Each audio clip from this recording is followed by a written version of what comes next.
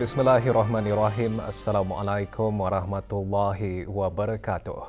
Ke bawah Dulia Maha Mulia Paduka Seri Baginda Sultan Haji Hassanah Bolkiah Muizzaddin Wadaulah Ibni Almarhum Sultan Haji Omar Adi Saifuddin Sa'dul Khairiwaddin Sultan dan Yang di-Pertuan Negara Brunei Darussalam telah berkenan menghantar titah perutusan tahniah kepada Tuan Yang Terutama Prabowo Subianto, Presiden Republik Indonesia, berikutan dengan kemenangannya dalam pilihan raya umum Republik Indonesia 2024 baru-baru ini.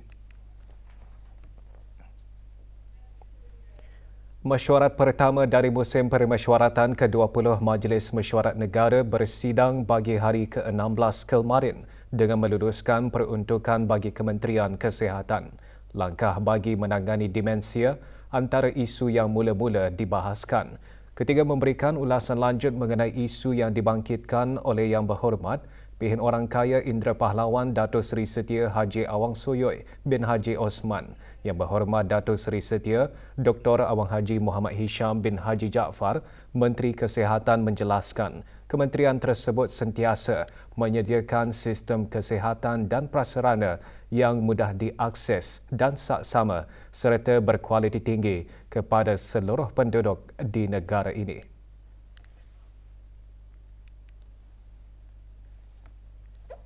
Kementerian Kesihatan juga akan memastikan para penjagaan kesihatan dan sukarelawan yang dilatih dengan secukupnya sehingga mereka dapat memberikan nasihat dan perkhidmatan kesihatan yang relevan bagi semua individu yang menghidap penyakit demensia dan ahli keluarga serta penjaga mereka.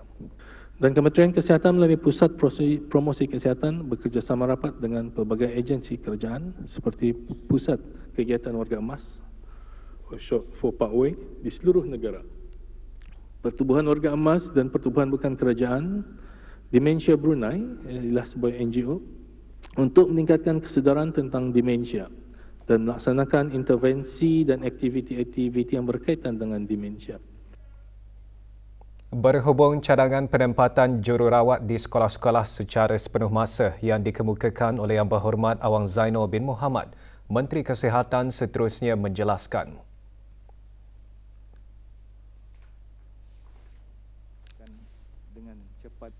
Masa ini terdapat 22 jururawat seluruh negara Brunei yang terlibat dengan sekolah-sekolah, what we call them school health nurses. Perkhidmatan ini disediakan kepada semua sekolah kerajaan dan swasta di negara ini. Dan medical examination di sekolah ini ialah diorang mencek imunisasi, rawatan perubatan minimum untuk pelajar, pendidikan kesihatan juga diorang beri dan mengadakan lawatan rumah dan susulan pada yang tertentulah. Oleh kerana jumlah jururawat yang terhad, seperti saya nyatakan tadi, jumlah sekolah yang meningkat, maka perkhidmatan sekolah harus dijalankan secara berjadual. Mengenai kesediaan dan kemampuan Pusat Pengasingan Kebangsaan NIC yang dibangkitkan oleh Yang Berhormat Awang Abdul Aziz bin Haji Hamdan, Menteri Kesihatan menjelaskan ketersediaan NIC dalam mengharungi pandemik adalah mampan dan mengikut piawaian Pertubuhan Kesihatan Sedunia WHO.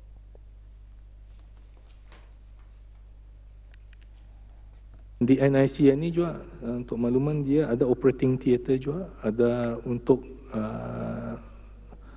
special care baby unit juga. Then they all have negative pressure capabilities dan ada biliknya yang boleh bertukar kepada dual positive and negative pressure capabilities. All the machines masa ni we rotated through other hospitals supaya masih berfungsi lah. So, semasa pandemik tadi banyak mesin. So some of the machines are rotated through other hospitals. So make sure it's used. So the maintenance is still there, seperti ventilator dan monitoring system dan sebagainya. Menteri Kesihatan juga memberikan pencerahan mengenai tempoh menunggu di hospital dan pusat kesihatan yang dibangkitkan oleh Yang Berhormat Pihin Orang Kaya Laila Setia, Dato' Seri Setia Awang Haji Abdul Rahman bin Haji Ibrahim.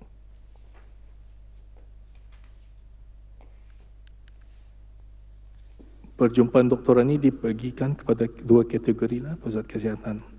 Satu walk-in atau satu secara perjanjian. Dan jumlah doktor yang bertugas merupakan limitasi lah, utama kepada berapa ramai pesakit yang dapat dijumpai satu waktu. Jangka waktu untuk perjanjian ini tertakluk kepada beberapa faktor.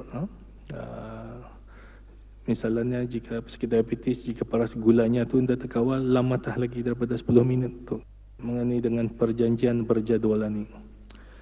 Kalau tani membuat perjanjian pukul 9, jangan pukul 9 baru tolak dari rumah. Because of tindas-tindas anda ni, ia menyebabkan kelembatan ataupun it disrupts the clinic lah. Ini pula penjelasan Menteri Kesihatan mengenai perkhidmatan perubatan untuk penduduk kampung air yang dibangkitkan oleh Yang Berhormat Pengiran Haji Isa bin Pengiran Haji Aliuddin.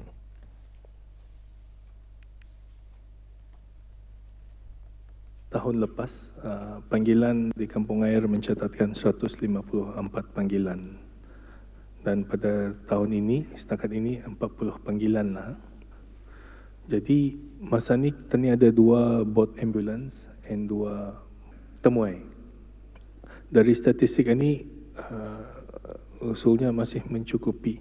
Walau bagaimanapun, cabaran yang dihadapi oleh Kementerian Kesihatan ialah mengenai bot ambulans ini, terutama sekalinya di bandar, is mencari bot driver dan pencarok.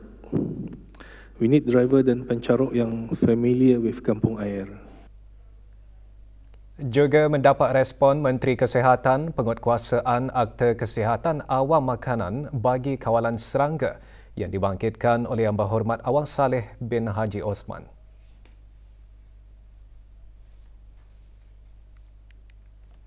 Disebabkan rempaian dah lagi ada, jadi pengawalan macam PES ini memerlukan penambahbaikan akta permakanan yang ada. So sudah pun digubal, saya menunggu the final approval. So kalau ada approval nanti, pihak pengawal makanan yang mana masa ini bukan lagi di bawah Kementerian Kesihatan, tapi di bawah Pusat Berkanun, Brunei Darussalam Food Authority, diorang akan boleh mengambil tindakan yang tertentu lah. Buat masa ini dinasihatkannya orang pekedai itu untuk mengikuti piawaian apa yang terdapat dalam akta yang dinyatakan tadi, Food Act. Selepas meluluskan peruntukan Kementerian Kesihatan, Dewan mendengarkan mukadimah bagi usul peruntukan Kementerian Pengangkutan dan Info Komunikasi Yang Berhormat Pengiran Dato' Seri Setia Syamhari bin Pengiran Dato' Paduka Haji Mustafa, Menteri Pengangkutan dan Info Komunikasi, dalam mukadimahnya menjelaskan 3 perkara kekal menjadi pemacu nilai untuk meningkatkan dan memantapkan lagi sumbangan sektor pengangkutan dan info komunikasi dalam pembangunan negara. Iaitu menjamin keselamatan sektor pengangkutan dan juga alam cyber. Kedua, meningkatkan kesejahteraan orang ramai melalui penyediaan perkhidmatan yang cekap, bersih serta memanfaatkan teknologi. Dan ketiga, pemudah cara bagi mendukung kemajuan ekonomi dan pembangunan negara yang mampan. Pengenalan lesen memandu 3A kenderaan bermotor tanpa clutch, yakni automatik untuk kereta biasa, memberi kemudahan kepada orang ramai untuk belajar dan memandu kenderaan dengan transmisi automatik. Lesen memandu kelas 3A adalah tidak dibenarkan untuk memandu kenderaan transmisi manual. Dengan terdapatnya pilihan ini, diharapkan ianya juga dapat meningkatkan fokus dan menumpukan masa belajar lebih kepada latihan dan etika pemanduan selamat. Pemberigaan kepada sekolah-sekolah memandu, orang ramai dan pihak-pihak berkenan akan disusuli kemudian. Menteri Pengangkutan dan Info Komunikasi turut menyentuh cadangan kereta api rentas Borneo yang disiarkan oleh stesen berita luar negara. 2 buah syarikat yang memaparkan cadangan projek membina dan mengadakan perkhidmatan kereta api yang menghubungkan dengan negara di Kepulauan Borneo, iaitu negara Brunei Darussalam, negeri Sabah dan Sarawak Malaysia serta Kalimantan Indonesia. Walau bagaimanapun, setakat kini belum ada perbincangan rasmi di peringkat kerajaan mengenainya. Akan tetapi di peringkat ASEAN, terdapat satu sub-working group, iaitu ASEAN Railway Sub-Working Group yang membincangkan hal-hal berkaitan mengenai railway connectivity di dalam ASEAN. Mungkin perkara ini akan ditimbulkan di situ pada masa akan datang. Pelan tindakan bagi pengurangan pelepasan penerbangan mendokong komitmen negara ke arah pelepasan sifar karbon menjelang 2050. Jabatan Penerbangan Awam telah menghasilkan pelan tindakan bagi pengurangan pelepasan penerbangan atau Action Plan on Reduction of Aviation Emissions kepada International Civil Aviation Organization. Dokumen ini akan digunakan sebagai panduan bagi negara Brunei Darussalam melaporkan sebarang inisiatif dan usaha yang berkaitan dengan pengurangan emisi karbon dioksida. Perkara ini juga telah dihasilkan dengan kerjasama rapat dengan Syarikat Penerbangan Diraja Brunei yang mana pelan-pelan tindakan ini turut mengongsikan sukat-sukat bagi cara mengurangkan impak terhadap alam sekitar bagi sektor penerbangan awam. Persidangan disambung hari ini pukul 10 pagi. Kementerian Sumber-Sumber Utama dan Pelancongan dan jabatan-jabatan di bawahnya mengadakan Majlis Tadarus Al-Quran sempena bulan Ramadan. Majlis berlangsung lewat petang kemarin di Masjid Jeffrey Bolkiah, Kampung Batong. Tahun ini majlis tersebut dikendalikan oleh Jabatan Pertanian dan Agri Makanan dan Jabatan Kemajuan Pelancongan.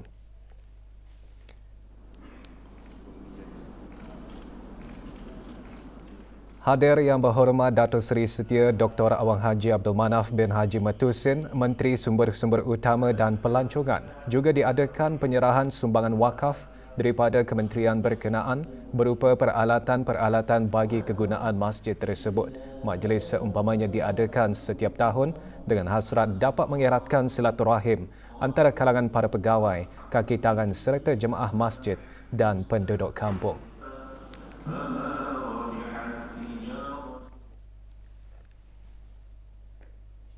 Sementara itu, Jawatan Peperiksaan Kementerian Pendidikan dengan kerjasama Urustia Majlis Pelajaran Kebangsaan dan Pusat Teknologi Pendidikan petang kemarin mengadakan majlis bertadarus. Majlis berlangsung di Masjid Kampung Salam Bigar. Terdahulu diadakan penyampaian wakaf yang disempurnakan oleh Dr. Haji Azman bin Ahmad, Setiausaha Tetap Pengajian Tinggi Kementerian Pendidikan. Majlis merupakan salah satu aktiviti tahunan kementerian berkenaan bagi menyemarakkan lagi bulan Ramadan dan sebagai wadah dalam meningkatkan amal ibadat.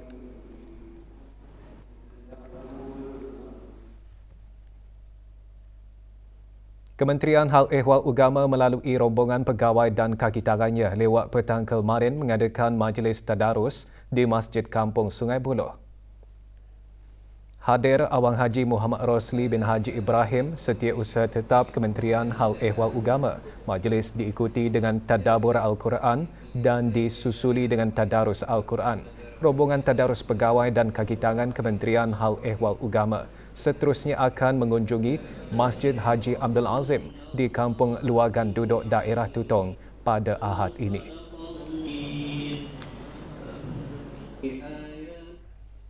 Rombongan Pusat Dakwah Islamiah lewat petang kemarin mengadakan majlis tadarus Al-Quran bersungkai dan sembahyang sunat tarawih serta witir bersama Mu'alaf Persatuan Nurul Islam.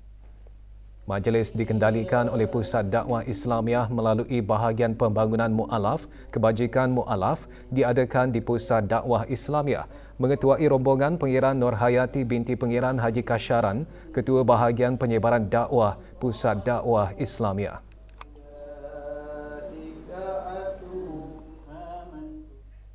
Rombongan Kementerian Sumber-Sumber Utama dan Pelancongan dan jabatan-jabatan di bawahnya mengadakan majlis bertahlil bagi almarhum Sultan Haji Omar Ali Saifuddin Sa'dul Khairiwatin, almarhumah Duli Raja Isteri Pengiran Anak Damit dan almarhum Dulian Teramat Mulia Paduka Seri Pengiran Muda Haji Abdul Azim.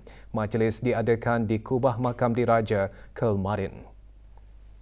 Rombongan diketuai oleh Yang Berhormat Dato' Seri Setia Dr. Awang Haji Abdul Manaf bin Haji Matusin, Menteri Sumber-Sumber Utama dan Pelancongan, seramai 250 orang pegawai dan kaki tangan kementerian berkenaan menghadiri majlis tersebut.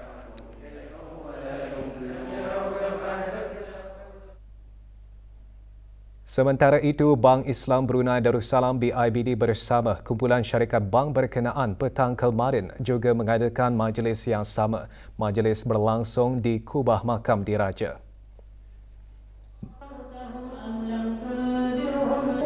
Mengetuai rombongan Haji Sofian bin Muhammad Jani, pengarah urusan agensi pelaburan Brunei dan juga ahli lembaga pengarah BIBD. Lebih 250 kaki tangan bank berkenaan menghadirinya. Majlis ini merupakan aktiviti tahunan BIBD dan juga sebagai menyemarakkan lagi bulan suci Ramadan. Kedutaan Jepun di negara ini, Pusat Pembelajaran Sepanjang Hayat dan Pusat Bahasa Universiti Brunei Darussalam UBD dengan kerjasama Jabatan Pendidikan Co-Curriculum Kementerian Pendidikan mengajarkan peraduan pidato dalam bahasa Jepun kali ke-35. Acara diadakan kemarin di Deko UBD. Hadir Tuan Yang Terutama Mak Edat Horu Duta Besar Istimewa dan Mutlak Jepun ke negara Brunei Darussalam dan Dr. Hazri bin Haji Kifli, Naib Chancellor UBD. Peraduan bertujuan memberi peluang kepada para pelajar negara ini untuk mempelajari lebih banyak mengenai negara Jepun.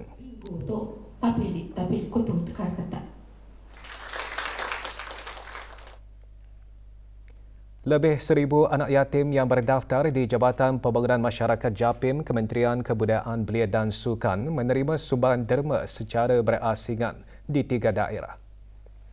Majlis penyampaian derma yang berlangsung di Pusat Insani Seria disempurnakan oleh Awang Haji Amirul Hafizin bin Haji Muhammad, Pemangku Pegawai Daerah Belait, juga menyerahkan sumbangan derma Syarikat Minyak Brunei Shell Sendirian Berhad BSP.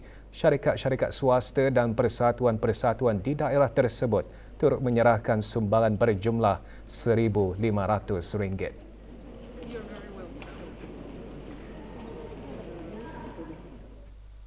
Manakala acara yang diadakan di Kompleks Dewan Kemasyarakatan Tutong disempurnakan oleh Awang Muhammad Sofian bin Haji Basri, Pemangku Pegawai Daerah Tutong. Sumbangan derma diterima melalui tabung anak-anak yatim kebangsaan, tabung kebajikan anak-anak yatim daerah Tutong, Bank Islam Brunei Darussalam dan Nazmi Textile Mall. Majlis diselajurkan dengan penyampaian hadiah bagi penuntut cemerlang. Sementara itu, di daerah Tempurung, majlis serupa diadakan di Kompleks Dewan Kemasyarakatan Mukim Bangar. Acara disempurnakan oleh Awang Muhammad Yasin bin Haji Ahmad, Pemangku Pegawai Daerah Tempurung. Dengan adanya bantuan tersebut, ia setentunya membantu menceriakan anak-anak yatim dalam membuat persediaan Hari Raya Aidilfitri.